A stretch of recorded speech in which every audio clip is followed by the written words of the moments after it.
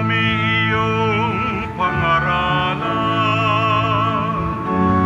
upang aming matutuhan ang salitang bumubuhay.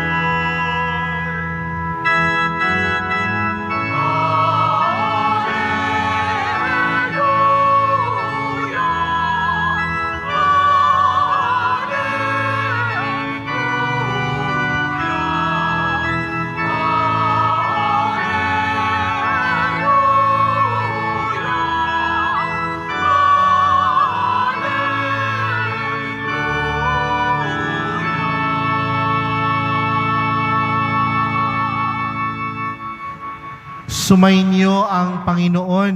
At sumayo rin. Ang mabuting balita ng Panginoon ayon kay San Mateo. Papuri sa iyo, Panginoon.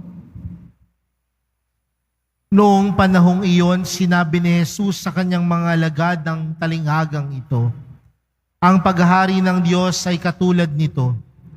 Lumabas ng umagang-umagang may-ari ng ubasan upang humanap ng mga manggagawa.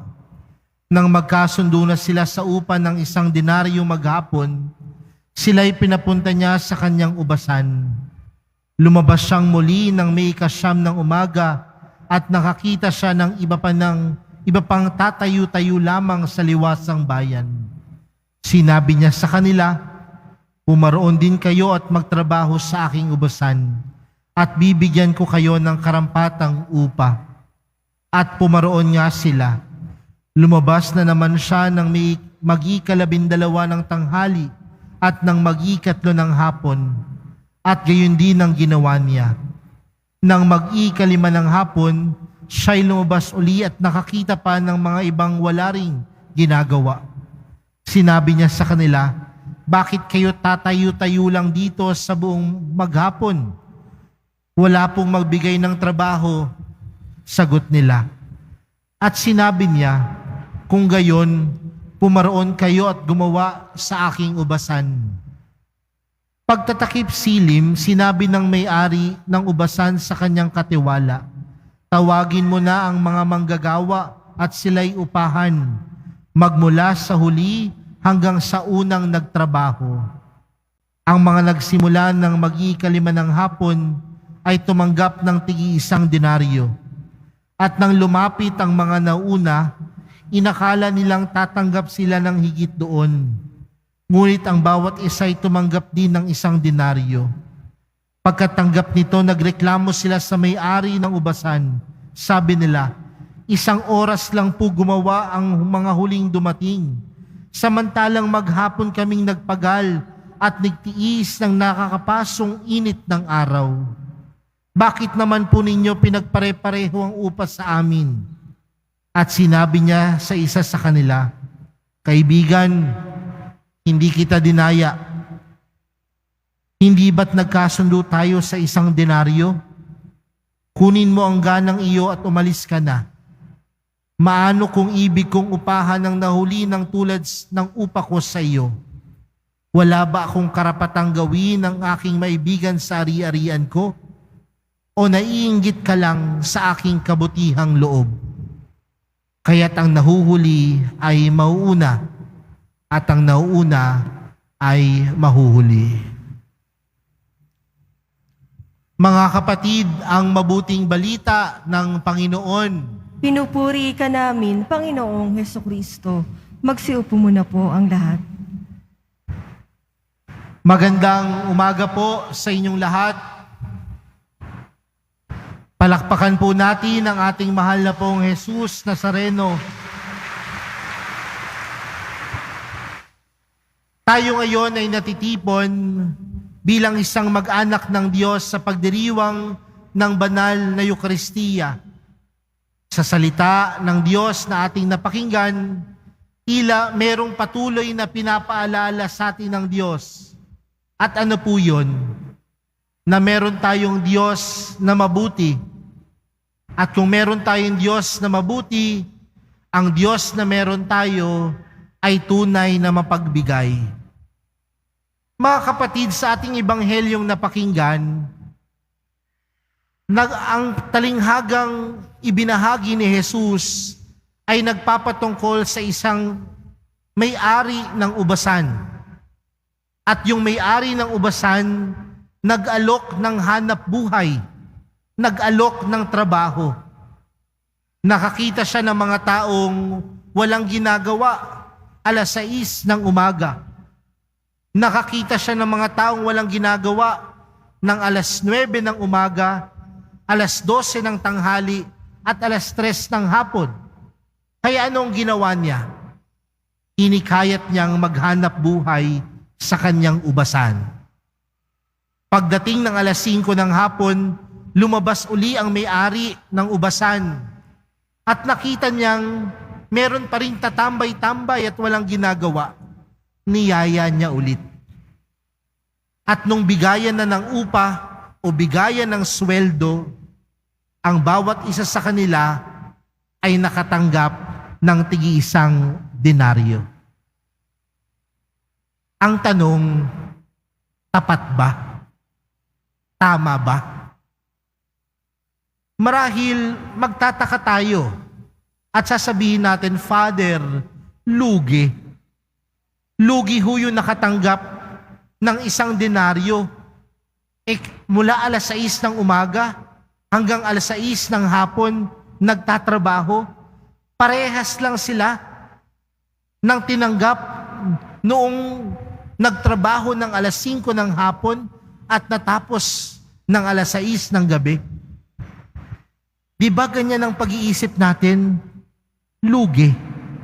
Hindi tapat. Pero mga kapatid, may ipinapaalala sa atin ang ating mga pagbasa natin sa araw na ito. Kung ganito ang tingin ng mundo, iba lagi ang pagtingin ng Diyos. Ang pag-iisip ng Diyos ay iba sa pag-iisip ng tao. Kaya nga mga kapatid, ang ebanghelyo ay hindi nagpapatungkol sa pagiging tapat, kundi ang ebanghelyo natin ay nagpapatungkol sa Diyos na tunay na mapagbigay. Ano ang naging problema sa ating ebanghelyo? Hindi sila marunong makontento. Mga kapatid, sa buhay natin, ano ba yung masasabi nating nagpapakontento sa atin? Kapag tinanong mo marahil ang isang magulang, sasabihin niya, Father, kontento na ako kapag napagtapos ko na po yung anak ko. Kontento na ako kapag nabigyan ko na po yung pamilya ko ng magandang buhay. Kontento na po ako, basta magkapera lang ako, magkakotse lang ako, kontento na ako. Pero minsan, may mga taong hindi marunong makontento dahil ang gusto nila yung mas malaki, yung gusto nila yung mas marami, yung gusto nila yung mas engrande. Kaya hindi marunong makontento. Pero mga kapatid, ang mga taong hindi marunong makontento, nagdudulot na ikumpara lagi ang sarili nila sa iba. Those people who are not contented or knows how to be contented in life are those people who always compare themselves to others. At minsan, yung pagkukumpara natin, diyan nagsisimula ang inggit. Lagi nating kinukumpara yung meron tayo, kung yung meron tayo at yung meron ng iba. At kung lagi nating kinukumpara yung meron tayo at meron ng iba, diyan nagsisimula ang inggit. Dahil ang inggit ay ang pagtingin ng biyaya ng iba at nakakalimutang tingnan ang biyaya ng sarili. Kapag tinitingnan mo na lamang ang pagpapala na tinatanggap ng iba ang biyaya na tinatanggap ng iba at hindi mo na nakikita yung biyayang tinatanggap mo mula sa Diyos, ang tawag dyan, inggit. Kaya mga kapatid, kung marunong tayong makontento, tunay natin na makikita ang pagpapala ng Diyos sa buhay natin. Kung tunay tayong marunong makontento sa kabutihan, awa at pagmamahal sa atin ng mahal na pong Jesus Nazareno, mapagtatanto natin na tila ang Diyos ay tunay na mabuti at mapagbigay. Pero kung ang tinitingnan lang natin, yung mga bagay na wala tayo, yung mga bagay na meron ng iba na wala tayo, hindi natin may isip o hindi natin tunay na mararamdaman ang kabutihan ng Diyos sa buhay natin. Kaya nga mga kapatid, paano natin lalabanan ang inggit sa buhay natin? Una, lagi at matutong magpasalamat. Paano lalabanan ng inggit? Matuto kang magpasalamat. At anong klaseng pagpapasalamat? Pagpapasalamat sa lahat ng biyayang tinatanggap mo araw-araw. Kaya nga magandang tanungin yung ating sarili, kailan ka ba huling nagpasalamat? Kaninang umaga, meron po bang mga mag-asawa dito? Kaninang umaga po ba pagdilat ng iyong mga mata at nakita mo yung mister mo, yung misis mo, sinabi mo sa Panginoon, mahal na pong Jesus, salamat? O sinabi mo, mahal na pong Jesus sa Nazareno, bakit nagising pa to? O kaya, yung pagtitipon sa pagkainan, nagpapasalamat pa ba tayo? Kasi minsan ang sakit natin bilang mga Kristiyano at Katoliko, ang ipinagpapasalamat lang natin sa Diyos ay yung mga malalaking biyaya, yung mga malalaking pagpapala, yung mga malalaking pagkakataon na nangyayari sa buhay natin. Pero tandaan natin mga kapatid, ang lahat ng biyaya na ipinagkakaloob sa atin ng Diyos, walang maliit o malaki. Dahil lahat ng biyaya ay tunay na malaki. Lahat ng biyayang nagmumula sa Diyos, hindi yan maliit, hindi yan swerte, kundi lahat yan ay malaking biyayang ipinagkakaloob sa iyo. At makikita mo lamang yan kung tunay kang marunong magpasalamat.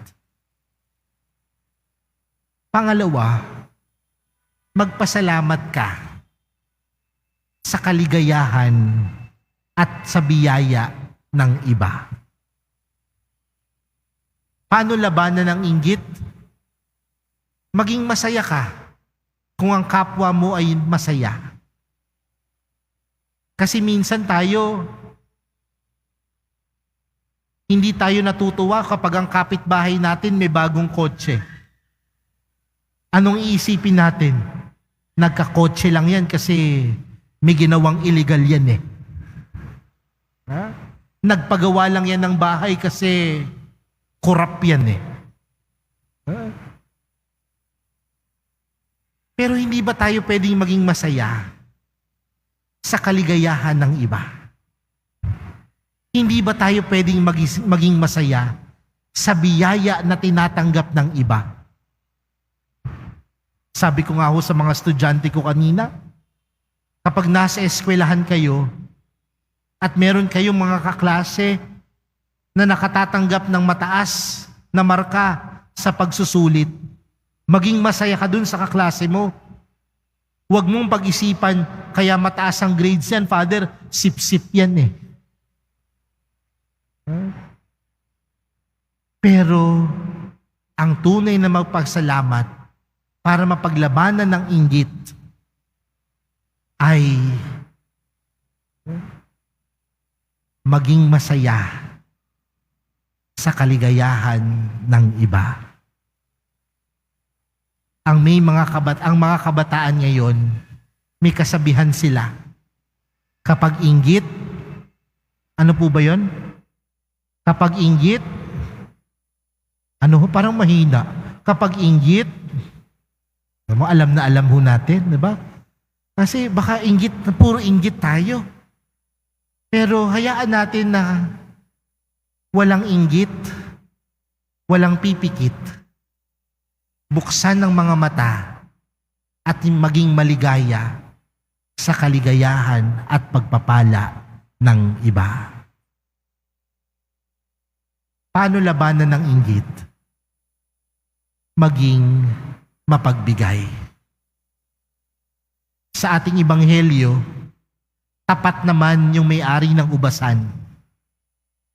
Pero ang pagiging tapat ay pagbibigay lamang na kung ano ang nararapat. Pero tandaan natin, bilang isang Kristiyano, sa pagbibigay, hindi lang magbigay ng sapat, kundi bilang isang Kristiyano, magbigay ng sobra. I am not asking you to ask for more, but I am asking you to give more. Huwag lang magbigay ng sapat at tapat, kundi sa pagbibigay, ibinibigay ang lahat.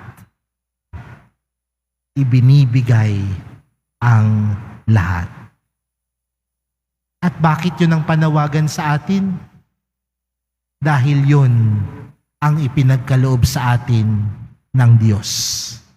Yun ang ipinagkaloob sa atin ng mahal na pong Jesus Nazareno. Hindi lang sapat, hindi lang tapat, kundi ibinigay ni Jesus ang lahat sa atin. Mga kapatid, kung meron man kayong babaunin pagkatapos ng misang ito, pakitandaan na meron tayong Diyos na mabuti.